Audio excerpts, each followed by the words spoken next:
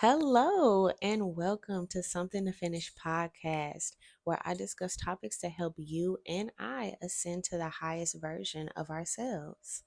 Today is episode 30, and I am super elated to have you here as either a first time listener or a return listener.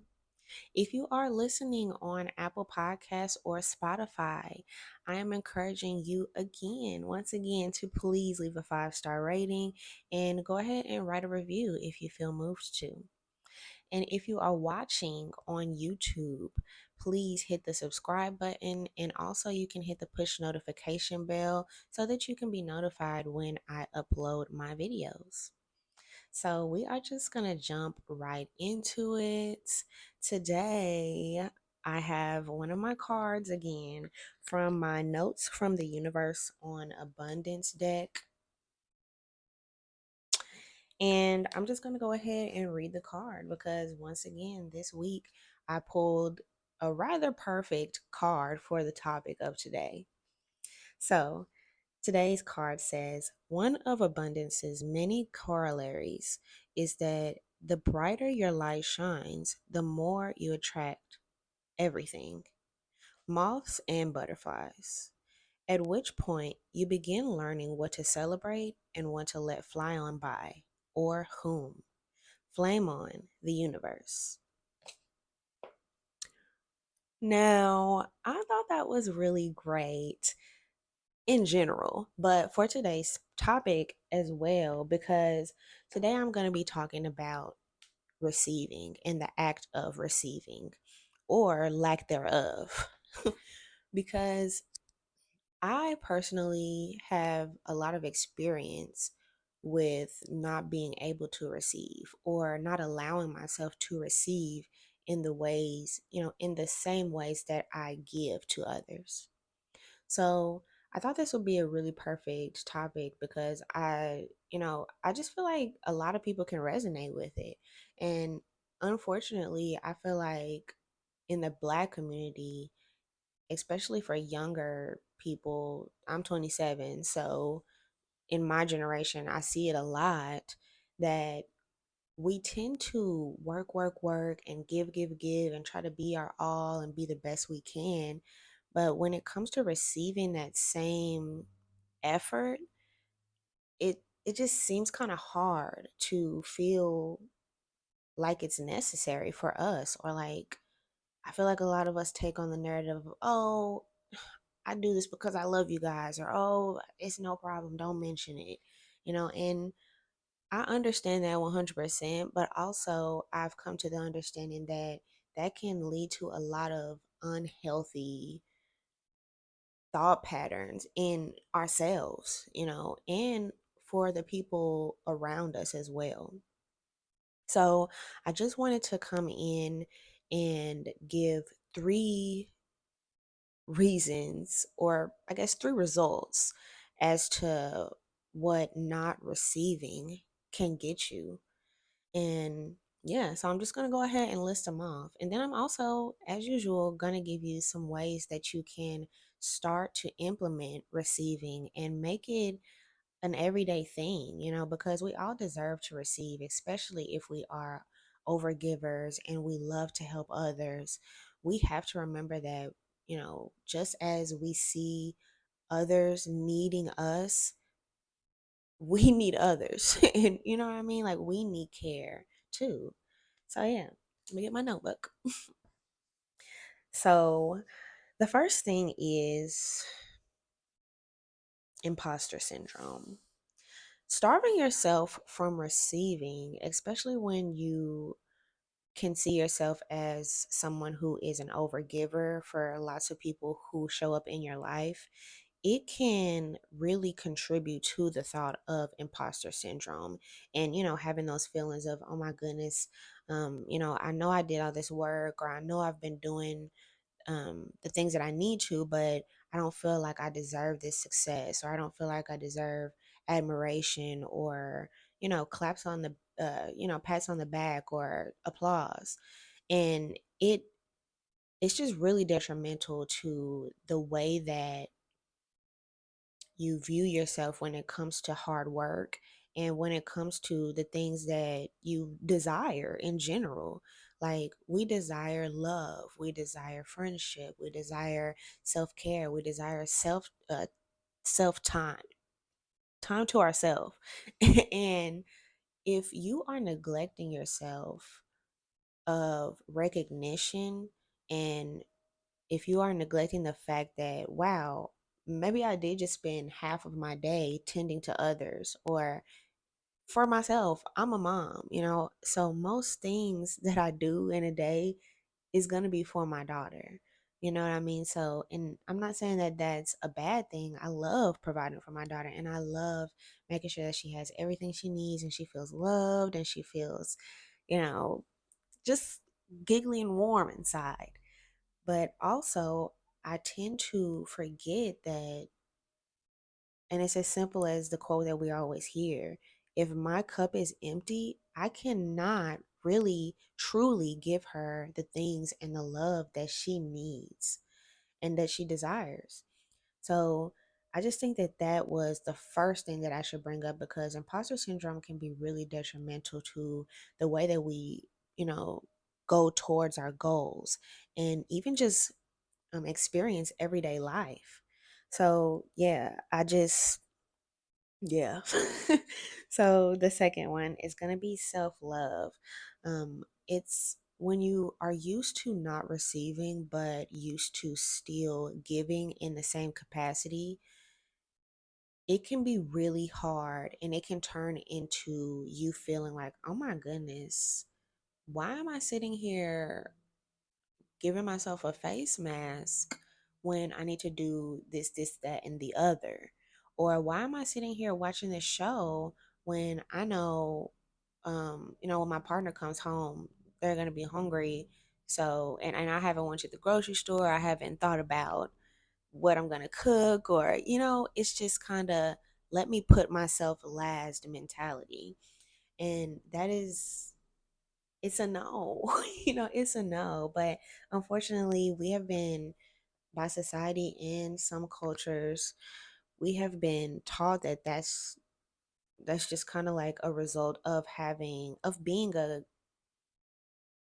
a deep lover and a provider, or that's just, the results of being that person for everybody in your life. And I just want to tell you guys, like, that's not our reality. Doesn't have to be that. We can take care of ourselves as well as take care of the others around us. And it's not selfish at all to tend to yourself when you physically, mentally, it can see yourself dwindling, or you feel as though, I'm doing all these great things, but I don't feel the joy that I once did, you know, when I was doing these things for others, because I myself am not being taken care of. So yeah. And the third thing would be lack of receiving. It can put you in a thought of lack. I don't have these things, or I'm resenting the people around me now because nobody takes care of me. I'm always lacking, like there's not enough. Like, yeah, like there's not enough. It's just a feeling of, oh my gosh, I'm doing this and that. I'm running around, I'm making sure everybody has what they need, I'm considering things before others consider the things that they need to consider for themselves. And I haven't even sat down and thought or considered what I might need before I attend to those things. It's like I said, it feels like, when people, most of the times when people say, I'm taking care of all these things, but nobody's taking care of me, if you really sit back and think about it, these feelings of resentment that we tend to muster up towards our loved ones or our friends or the people that we are carrying out these acts and, doing these loving things for, we we are really self-inflicting that feeling of lack onto ourselves, because we are making even though it's a subconscious choice most of the times, we're making that choice to put ourselves last or not even put ourselves in the equation. So yeah, it's crazy because it's so easy to get caught in that cycle of giving and over giving and feeling resentment and feeling guilt and feeling, oh my gosh, I'm so glad that I'm able to do these things for them, but I'm so tired. Why am I so tired? Why is nobody taking care of me? What, like, what's to give? Is it an end to this cycle? you know, it's so easy to get caught up in it. So not to drag the episode on, I'm going to go ahead and give you some ways that you can start to implement receiving and accept receiving, from others, so that you don't have to be caught in that cycle for the rest of your life. Or if you are so lucky and virtuous to not ever be stuck in that cycle, you will be more equipped to you will be more equipped to receive. So the first one will be accept compliments.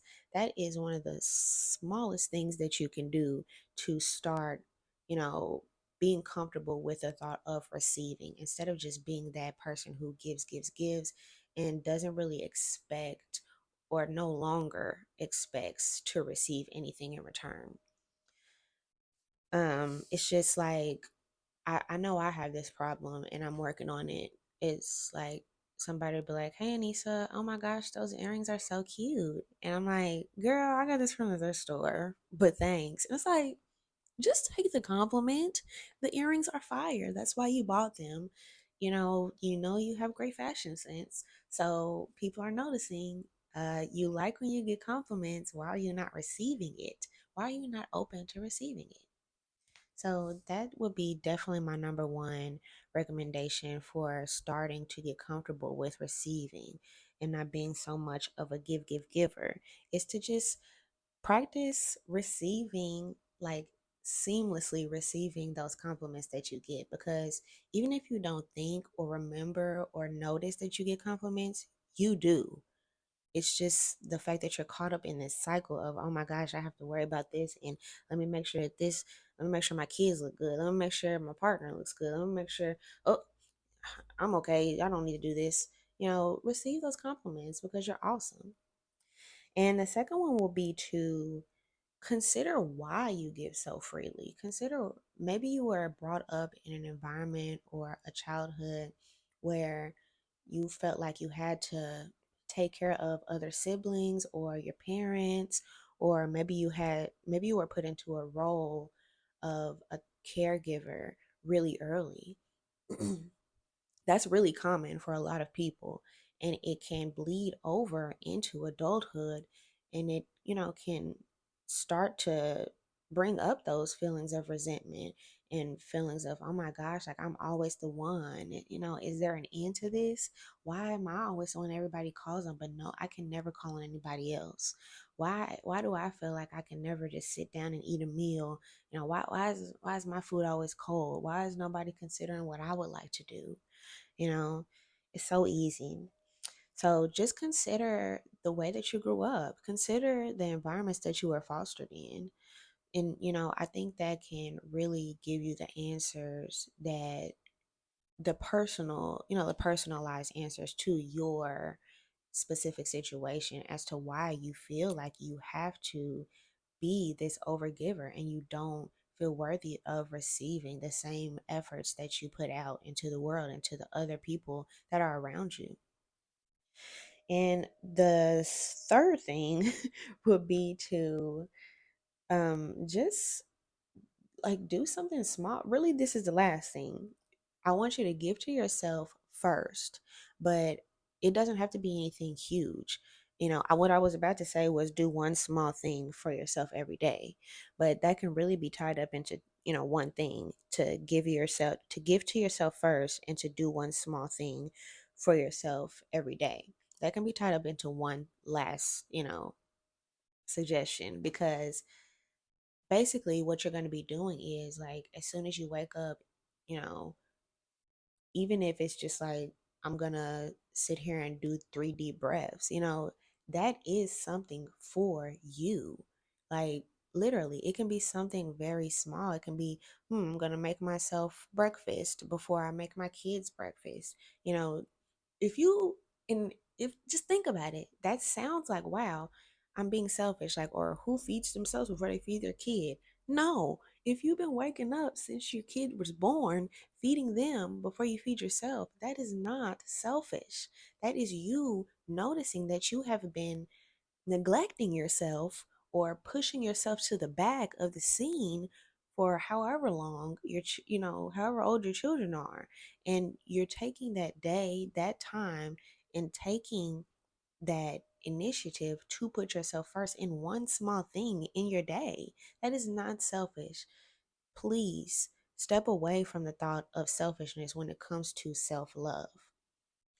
So, yes, this was a very short episode. However, I thought it was a really important topic to touch on because the act of receiving is it's very important. And it can be really empowering. You know what I mean? Like, when you take the time to be like, that really made me feel good when that person complimented me. That makes you realize the impact that you have on others. It's like, just here, quick example. You're an overgiver. You just threw a huge birthday party for your niece or something, and nobody else really helped you. You just pulled it all together, just like how you always do. Somebody's like, oh my gosh, this is the dopest birthday party ever. Like, I cannot believe you did this all by yourself. And you're like, thank you so much. I really appreciate you noticing. That's it. That's all you have to say. You don't have to be like, oh girl, anybody could have did this, or oh no, no, no, I do this all the time. It's no big deal. Or I'm just I'm just here for them. No need to thank me. It was nothing. Because it was something. You put your time, you put your effort, you put your creativity into it, and you put your love into it, like you always do.